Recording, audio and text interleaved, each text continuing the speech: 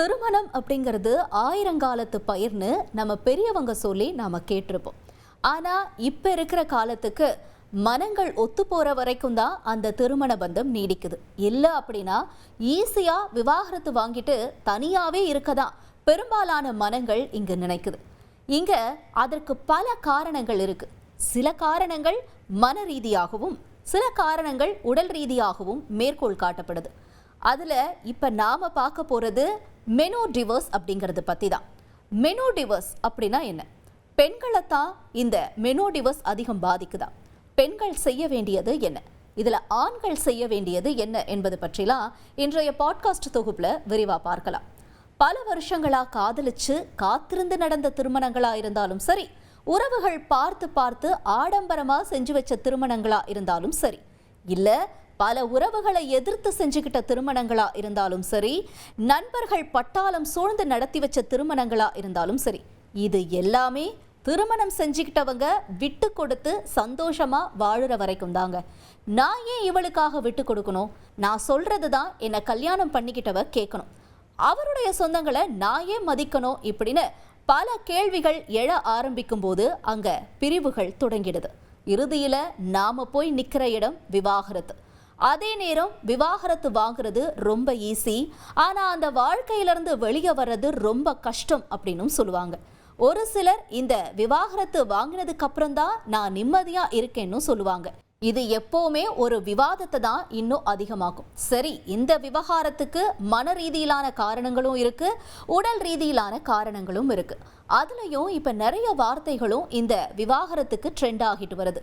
Grey divorce, sleep divorce, silent divorce, airport divorce, அப்புறம் இப்ப Mano divorce.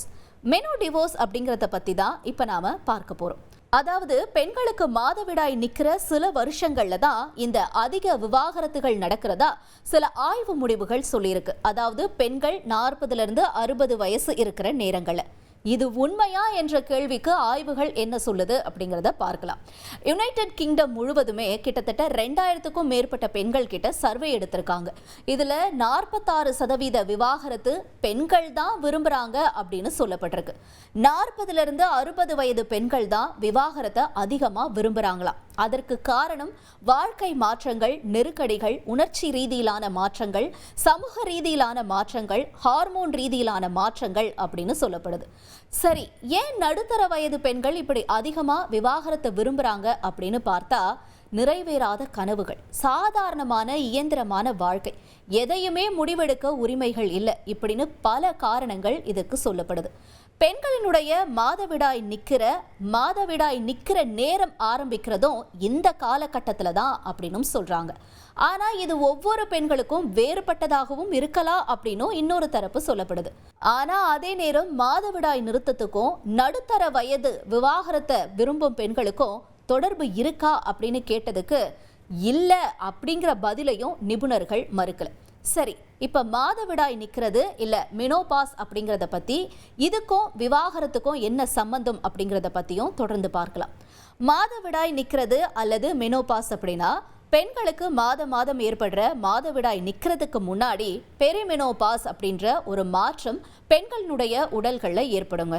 அப்ப ஒரு பெண்ணினுடைய ஹார்மோன் அளவுகள் மாற தொடங்கி இனப்பெருக்க செயல்பாடு படிப்படியா குறைய ஆரம்பிக்கும். அதாவது ஈஸ்ட்ரோஜன், ப்ரோஜெஸ்ட்ரோன், அப்புறம் ஃபாலிக்கல் ஸ்டிமுலேட்டிங் ஹார்மோன், லுடினைசிங் ஹார்மோன், அப்புறம் டெஸ்டோஸ்ட்ரோன், இந்த மாதிரியான ஹார்மோன்கள்லாம் அதனுடைய அளவுகளை மாற்ற தொடங்கும். இந்த மாற்றம் என்ன ஆகும்னா பெண்களுடைய அன்றாட வாழ்க்கையில பெரும் தாக்கத்தை ஏற்படுத்தக்கூடிய பல்வேறு உளவியல் அப்புறம் உடல்நலம் சார்ந்த அறிகுறிகளுக்கு வழிவகுக்கும் அப்படின்னு சொல்லப்படுது. இது மருத்துவ ரீதியா பெரிமெனோபாஸினுடைய மிகவும் முக்கியமான அறிகுறிகள் அப்படின்னு நம்ம பார்த்தோம்னா, ஒழுங்கற்ற மாதவிடாய் இருக்கும், தூக்கத்துல அதிகமா வியர்க்கும், கவனம் செலுத்துறதுல சிரமம் இருக்கும், பதற்றமோ இல்லது உற்சாகமற்ற மனநிலையிலேயோ எப்பவுமே அவங்க காணப்படுவாங்க, தூங்குறதுல நிறைய சிரமம் இருக்கும், பாலியல் உணர்வு குறைய ஆரம்பிக்கும், பிறப்புறுப்பு வறட்சி, இது எல்லாமே அறிகுறிகளா இருக்கும்.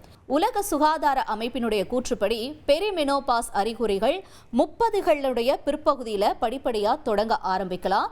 அதே நேரம் பெரும்பாலான பெண்களுக்கு 40களுடைய நடுப்பகுதியில ஆரம்பிக்கும் அப்படின்னு சொல்லப்படுது. அதாவது 35 வயசுக்கு மேல இருந்து 60 வயசுக்குள்ள இந்த மாதிரியான மாதவிடாய் நிறுத்தத்திற்கான அறிகுறிகள் ஆரம்பிக்கும். அப்புறம் காலப்போக்கில் அவங்களுக்கு அந்த மாதவிடாய் சுத்தமா நின்றும். இந்த வயதுடைய பெண்களுக்கு ஹார்மோன் மாற்றம் மட்டுமல்ல, இது ஒரு அடையாள மாற்றமாகவும் அவங்கள தூண்டும் அப்படின்னு சொல்றாங்க உறவு ஆலோசகரான ஸ்வர்ணாவர்தே. பல பெண்கள் உடல் ரீதியான அறிகுறிகளை எதிர்பார்க்கிற அதே வேளையில ஹீஸ்ட்ரோஜோன் அப்புறம் ப்ரொஜெஸ்ட்ரோன் ஹார்மோன்களுடைய ஏற்ற இறக்கங்கள், அதாவது திடீர்னு அதிகரிக்கும் திடீர்னு குறையும். இந்த மாதிரி ஆகும்போது என்ன ஆகும்னா உடல் அப்புறம் உணர்ச்சி ரீதியிலான பல பிரச்சனைகளை சந்திக்கிறாங்க. சகிப்புத்தன்மை சுத்தமா இருக்காது, தூக்க கலக்கத்திலே இருப்பாங்க, எரிச்சல் உணர்வு இருந்துகிட்டே இருக்கும், பாலியல் உணர்வு குறையும். இது எல்லாம் சேர்ந்து மன அழுத்தத்தையும் நிறைவேறாத ஆசைகளையும், சரியான மரியாதை கிடைக்கல, சமூகத்துல நமக்குன்னு ஒரு அந்தஸ்து இல்லை அப்படின்னா அதிகமா பெண்களை யோசிக்க வைக்குமா. அதே நேரம் வாழ்க்கையினுடைய நடுப்பகுதியில விவாகரத்து செய்யறது பல பெண்களுக்கு விடுதலை உணர்வை தரதாகவும் இன்னொரு பக்கம் சொல்லப்படுது. இந்த நேரங்களில் திருமணமான பெண்கள் தங்களுக்கு என்ன தேவைன்னு அதிகமா யோசிக்க ஆரம்பிப்பாங்களாம். இவ்வளவு நாள் வீட்டு வேலை, குழந்தைகளை பார்த்துக்கிறதுன்னு இப்படியே ஓடிட்டு இருக்கோமேன்னு ஒரு விதமான எண்ணங்கள் அவங்கள இன்னும் அதிகப்படியா தூண்டும், எரிச்சல் உணர்வை அது கொடுக்கும் அப்படின்னு சொல்லப்படுது. திருமண ஆலோசகர் டாக்டர் நிஷா கனா என்ன சொல்லியிருக்காங்கன்னா, பெண்கள் சமூகத்தை பற்றி மிக குறைவாகவும் தங்களுடைய சொந்த உரிமைகள், முன்னுரிமைகள் அப்புறம் நட்புகளை பற்றி தான் அதிகமாக இந்த காலங்களில் சிந்திப்பாங்க. அவங்க தங்களுக்குன்னு நேரம் கொடுக்க தொடங்கி அப்புறம் வெளிப்புறத்தில் நம்ம யார் என்ன நினைச்சா என்ன அந்த மாதிரியெல்லாம் யோசிக்க ஆரம்பிச்சிருவாங்க. அதே நேரம் வயது மற்றும் அனுபவத்தோடு சேர்த்து பெண்கள் தங்களையும் தங்களுடைய நண்பர்கள் பற்றியும் நல்லா புரிஞ்சுப்பாங்க, உறவுகளை பற்றி அதிக தெளிவும் பெறுவாங்க அப்படிங்கிற பாசிட்டிவான விஷயமும் இங்கே சொல்லப்படுது. விவாகரத்து செய்த பெண்களில் 56% பேர் தங்களுக்கு தேவையான ஆதரவு கிடைக்கல அப்படின்னு தான் சொல்றாங்களாம். உணர்ச்சி யதார்த்தத்துக்கும் உடலியல் மாற்றத்துக்கும் இடையில இருக்கக்கூடிய ஒரு 40 வயது பெண் திடீர்னு எல்லாத்தையும் வெறுக்கிறாங்க, எரிச்சல் அடைகிறாங்க அப்படின்னா காரணம் இதுவரைக்கும் அந்த பெண் தன்னோட வாழ்க்கையில இழந்த சின்ன சின்ன ஆசைகளையும் கனவுகளையும் இந்த ஹார்மோன்கள் இன்னும் அதிகமா தூண்டும், அதனால மன அழுத்தம் ஏற்படும் அப்படின்னு சொல்லப்படுது. அதே நேரம் மாதவிடாய் நிற்கிறது தான் இந்த மாதிரியான பிரச்சனைகள்லாம் பெண்களுக்கு ஏற்பட காரணமா அப்படின்னு கேட்டா அது மட்டும் காரணம் இல்லை. ஆனால் மெனோபாஸ் மாற்றம் இந்த பிரச்சனைகளை ஒரு பெண்ணால் மன அழுத்தங்களையும் சில நேரங்களில் சரியான முடிவுகளையும் தெளிவான யோசனைகளையும் கையாள வைக்க முடியாமல் கூட போகலாம் அப்படின்னு நிபுணர்கள் சொல்கிறாங்க.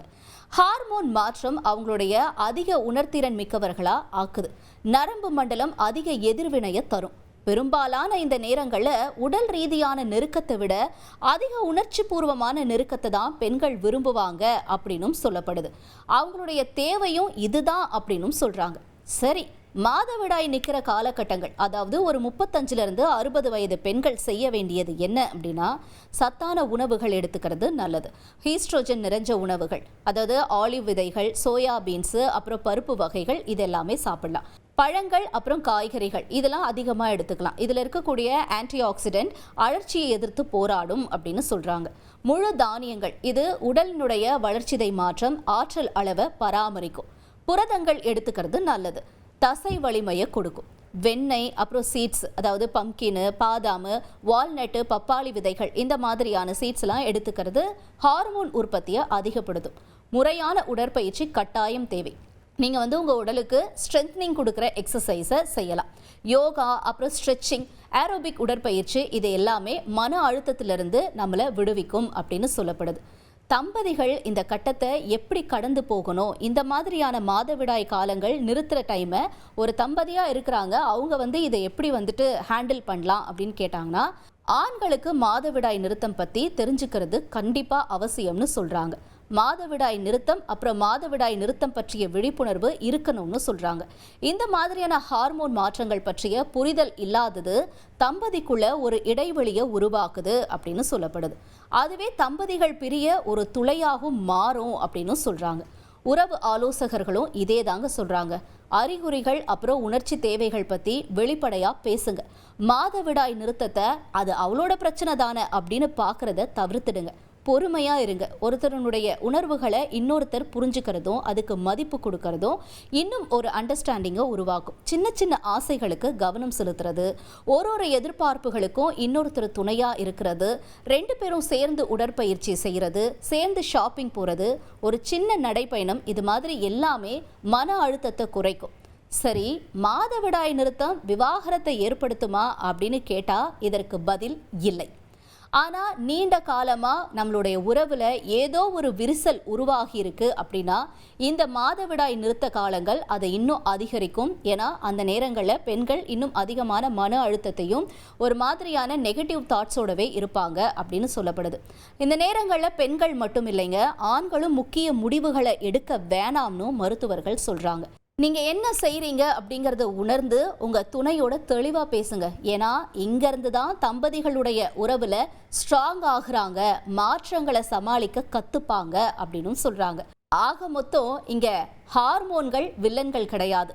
ஆனால் அந்த மாற்றங்களுக்கு ஒரு தம்பதி எப்படி புரிஞ்சு நடந்துக்கிறாங்க அப்படிங்கிறது தான் உறவுகளை மறுவரையறை செய்யும் அப்படின்னு சொல்கிறாங்க நிபுணர்கள்.